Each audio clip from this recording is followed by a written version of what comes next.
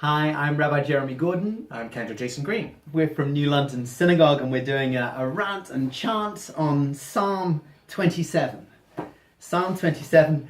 I grew up hearing this referred to as the Penitential Psalm because it's recited at the end of Shachar and at the end of Maariv from the first day of Elul, which technically is the second day of Rosh Chodesh Elul for complicated reasons, through to the end of Sukkot. And during Elul, and we're actually recording this on the first day of Elul today, it's preceded by the blowing of the shofar. No bracha, no announcements, no calling of the notes. You just get this kind of doot that Rosh Hashanah is coming. Sets the mood. It sets the mood, and there is it mentions in it, right? Psalm verse 6, that I will bring the zevach offering. I'll be one of these kind of offerings in God's tent, the offerings of truah. It's kind of interesting, right? So I mean, when we think of truah, we think of this like which is supposed to be some sort of like shuddery, waily thing. To see it used in that context is strange, but it's sort of getting us in there. Right. The word truah appears all over the place in the liturgy, of course, as we head into the high holiday season, and of course we make reference to Tekiah every day in all of our services, but it starts to focus in Elul, and we get obviously a lot of that during the high holidays. So it's not the most obvious penitential psalm, right? I mean, at no point does it say, think of all the things that you have done that are wrong and say sorry, try to change your ways and never do it again. Like, it doesn't have any of that in it. Well, I mean, I think Psalms in general, that's the point. The psalmist, King David, what have you, would have used the psalm to cheer himself up, right? Or used the psalm to inspire the Jewish people or whatever was going on around him to lift out of the darkness and come to a place of greater light. Which I think that's the whole point of the penitential season. Is to come to a place of brightness, of better light. I mean, this one, I think, of those two, this one is certainly the former, right? This is David suffering under immense attack. I mean, this is an extraordinary line, right? B'korov alai meri'im, in the midst of coming upon me, my wicked people, these wicked people, le'echol et basri, they're going to eat up my flesh. He says, I'm not afraid, right? Mimi era, who should I be, mimi efchad, who should I be pachad, who should I be scared of? But like this moment experience is awful. I think that, a lot of people think that being religious means that you don't suffer existential terror. This is existential terror. It sure is. And this is the first thing that I thought would be interesting, just to kind of pick up. So the famous verse, and maybe we'll start with this, right? The famous verse is Achal sha'alti me'at Adonai, ata avakesh. One thing I ask from God, this is the thing which I seek, to dwell in the house of God all the days of my life, and to gaze on at the noam of God, at the sweet gentleness of God, and to do bikor, we know that phrase as bikor cholim, to visit God's Heichalo, to visit God's temple. So that's the big dream, and we sing this, right? Let's start with that, and then we'll talk a bit about it. Achat shalti me'et Adonai, ota avakesh. Achat shalti me'et Adonai, ota avakesh. Shivti beveit Adonai, kol yemei chayai, lachazot benoam Adonai, ulvakeh beheichalo. Ay, lachazot benoam Adonai, ulvakeh beheichalo. Ready, I'm getting ready. Let's go. Right? But what's interesting when you look at the way that this appears in the psalm is this is what's going on. He opens up saying, I don't need to be afraid of anything because I've got God. Meanwhile, all around me, these evildoers are coming upon me. They're falling on the camp. They're eating up my flesh. And he says, "B'zo ani boter." This is the one thing that I can depend on, like bitchon, in security. This is the thing for which I have bitchon. And then what does he say? This is what I want to do. I think it's a really interesting, what he does, I mean, we'll get to it, but he doesn't say, the thing that I am sure about is that God will rescue me. It doesn't say that. So, I mean, it's a really gentle theology. The thing that I am sure about is what I want. And what I want is I want to be in closeness with God, b'noam, in peace. I mean, you can translate noam in peace. Mm-hmm. I want that. But it's kind of very interesting. That's sometimes as good as it gets. You know, I mean, you could say the thing that I am sure about is that I'm going to win the lottery. And like, you're an idiot. Right. Because you don't know what's going to happen to you in your life. But the only thing you can be sure about is the desire to be in a relationship. And it's out of that desire to be in a relationship that you find something, even if your circumstances don't change at all. Right. I mean, it's really not the sort of thing that you would, it's not kind of, once more into the breach, dear friends, for God, England and King Harry, right? I mean, it's simply not that. It's this incredible sense of feeling alone with your enemies swimming around you, and you reach for the only thing that you can guarantee, which is the desire to be in a relationship with God. To connect with God, right. This is the theme of the High Holidays. We're reaching for this, absolutely right. Yeah. Right. And I think it connects hugely to something that we've got a Rant Chant on the Unitani Tokef, right? Yes. Where we talk about this. The Unitani Tokef is misunderstood as guaranteeing a good life if you do tshuva, tefillah, and tzedakah, right? It just doesn't say that in the Hebrew. Instead, it kind of says it will take out some of the suffering of whatever the experiences that you're going to have. Yeah. And I think this is sort of saying something likewise, that wherever you are, you can long for relationship and in that find some kind of strength. Right. And interesting, just looking at the Chatima, perhaps we'll get there. I want to do, I'm right with you. We'll definitely do the Chatima. I want to do just a little bit, in part, to explain why we say it through Sukkot. Okay, good. Right? I mean, there is a tradition that that although the books get locked at Ne'ilah, there's this sort of little slither of an opportunity to kind of just get in some last Shuvah before Hoshana Rabbah. Right. But this is actually a real Sukkah psalm. Kids beneni b'sukkah, right? B'yom ra'ah. Because Safon is interesting, right? Safon, Sfon of the Negba, right? Safon is usually north, but it literally means hidden. Yeah. Because that was the direction that the hidden Assyrian and Syrian forces would come down and attack the northern kingdoms. But the Safon is usually a bad thing. But here, you want to be Sapun, sorry, Yitzpaneni b'sukkah, sort of like held in a sukkah. And a sukkah is a place of comfort. We sometimes, I think, have this backwards. When we think of the sukkah, we think of the shelter of the sukkah. Well, sorry, it's not backwards. I mean, it's both shelter and its openness. Here it's shelter. Yeah. You will suspend me in the sukkah, b'yom ra'ah, on this wicked day, and then you will seter me in the seter of God's tent, right? Yistareini b'seter oholo. It's kind of interesting. Then there's a really interesting move. So the first thing that happens is you call out to God and say, hide me. Hide me so nobody can see.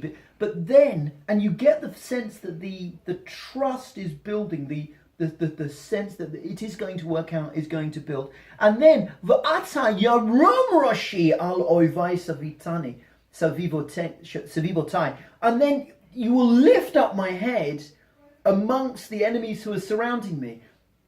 I think the idea on this, I see one of those, J.R. Tolkien films, that everybody's trying to sort of fire arrows up, but you're too high up, right? It's a different kind of security. It's a security when you're out there and visible, and it's not the kind of ducking into hiding in the hope that nobody finds you. But you are safe in this kind of high place, and then from this high place, you start to get this sort of almost sort of dreaming of going back into the temple to offer things in the temple.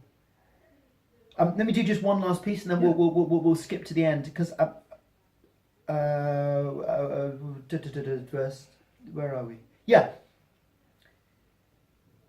Hidden up on the top of the rock, starting to dream of being in the temple, and then calling out God. Shema Adonai koli ekra.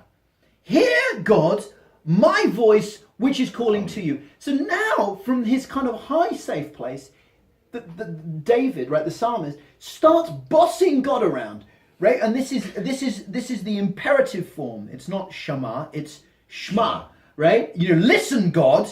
Like Shema Adonai, not Shema Yisrael, right? I mean, somebody's pushing God around, right? V'choneni, be chain to me, be gracious to me. Again, a hugely important Rosh Hashanah Yom Kippur term. Yes. And the key to grace is don't give me what I deserve, because I'm a mess. And David, we know, had his moments. Yes, he did. But instead, be really nice to me. Let me off, right? When we relate to our children, our kids, misbehave. We don't punish them as to their desert. We show them grace, right? And that's what we're after. We're after that kind of almost paternal-maternal relationship with God, right? Chaneni va'aneni, and answer me. And answer me. Right. So we were just having a conversation, because when I saw that word aneni in the context of this time, I was reminded of one of my favourite Putin from the Slichot service. Do you want to? Yeah. So we're talking about Misha Anah, which appears towards the end of the Slichot service, and the Slichot service is all about Choneni. It's Tachanun. It's all Tachanunim, supplicatory prayers, and it culminates in this prayer where we say, "May God who answered Aneni," right? That the situations of all of the characters of our texts, Abraham, Yitzchak, Yaakov, Yosef, all of our Avotenu, Moshe, Aaron, Pinchas, Yeshua, and it goes on, and every single verse we say, "Hu Ya'anenu," God will answer us. Let me just do a quick gender critique, right? Yeah. I mean, none of the women, right? None of the women. I mean, there is. Not in this book. But I mean, you could absolutely do it. You've got Sarah, you've got Rebecca, you've got all these women. All these women who suffered. They experienced absence, turned to God. V'hu Ya'anein hen, right? But we don't have that recorded topic for another time. Right. But I love this psalm. And you're right to kind of stress how it comes at the end of the Slichot service. We've done the serious stuff. And this is it's a bit kind of playful. It reminds me a little bit of Hayom at the end of the Musaf on Rosh Hashanah. We make it playful, of course, because the prayer can go in any direction, but we purposely make it playful. Because we're kind of coming out of that sort of deep work and just sort of reflecting that our narrative of rescue is still kind of alive, and that's a light-hearted kind of piece. That's right. So we take it this way.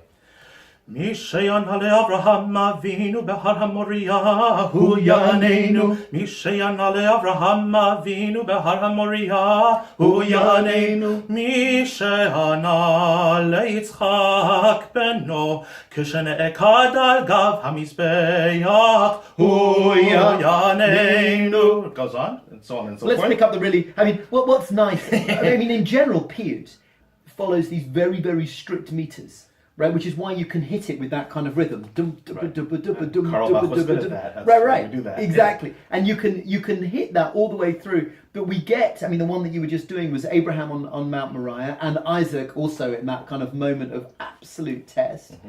Although of course nowhere in the biblical text itself does Abraham call out to God and say, "Take this challenge away from me," right? I mean, it's interesting. Well, that's the test. He passed it by not asking for that.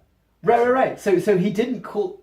So how is God answering Abraham? So, it's a bit of a play, but then there's always the one really good fun one.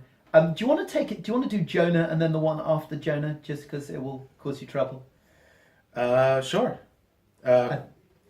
Mishayana leyona bimei hadaga hu yanenu. Mishayana lechizkiyahu bechol yohu yanenu.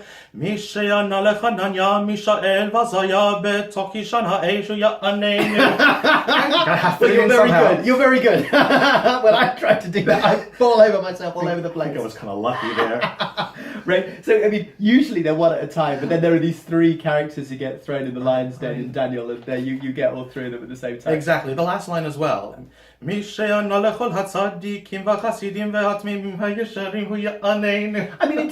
almost like, I mean, that last one, right? The one who answers, the tzaddikim and the chasidim, the righteous and the pious. And I mean, even if we know that's not the case, right? And we're post-Holocaust. It's an impossible verse to kind of feel literally.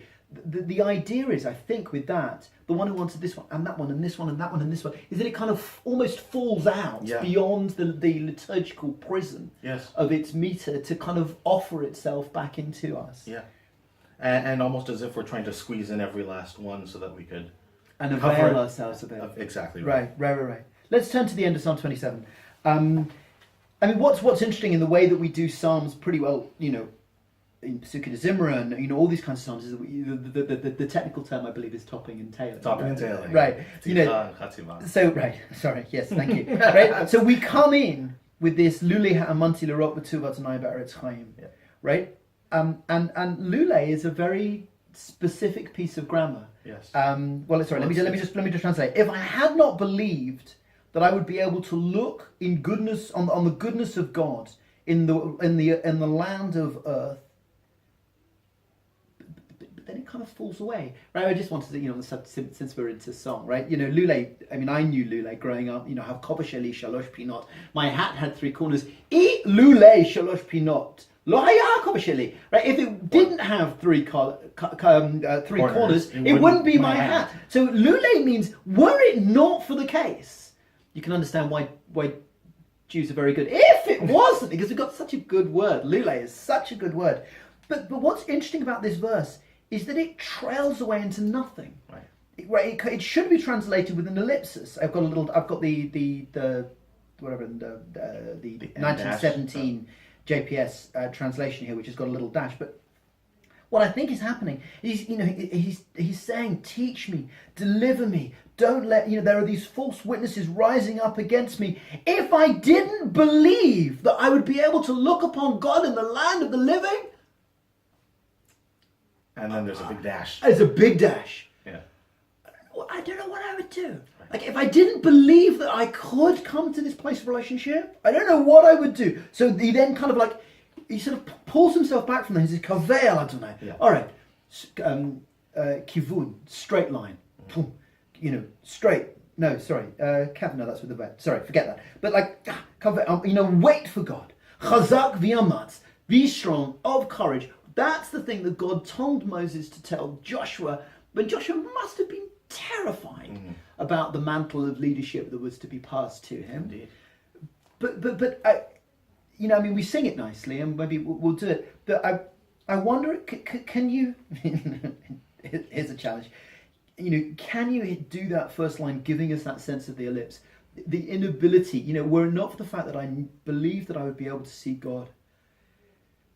Whew. Yeah. All right, Kavel Adonai Chazak v'yamatz lipecha, right? Sure. I mean, you know, which is what's really going on. I don't think it's corrupt. I don't think there's anything missing. I think you really get that's, you know, just the ability to experience the pathos of, you know, the psalmist, of David. You know, like to feel this genuine sense of how close they are to despair, preserved only by this kind of gentle faith, not a fool's faith, but the faith of someone who really understands what it is to hope. Yeah, and of course you can do that through word painting and that dramatic pause in there. But one of the wonderful tools that we have in the Nusach toolbox is that we use the Slichot Nusach for this. The way we would end any of the other Kerachem Av and all the other little songs, the songs and psalms about the archangels and so forth that appear in Slichot. We use the melody here. So, Lulei hemati lirot betuv Adonai be'eretz chayim, Chazak ve'ametz libecha ve'kavei el Adonai it's got that oomph, but with that pause before it. And just interesting to note, of course, that we call this the Psalm for Elul also, as well as the Penitential Psalm. And if you do the little bit of gematria, which is not that difficult to see in that word lule, if you flip it around, it is the word It's Elul. Elul! Oh, I had never seen that before. So we bring it right brilliant. back, and not just Elul, but lule he'emanti, right? In the month of Elul, I come back to my faith. Right, and that word amen, right, which we just kind of bandy around. I mean, you and I get to do a bunch of weddings, and I always talk about this at a wedding. Like, when you say amen, you mean you can literally lean into this. It means a pillar, right? So it should be a strength for us. So, a strength to you. You've got a heavier load coming to all the community here, to everybody watching. We'll have hopefully a few more of these up.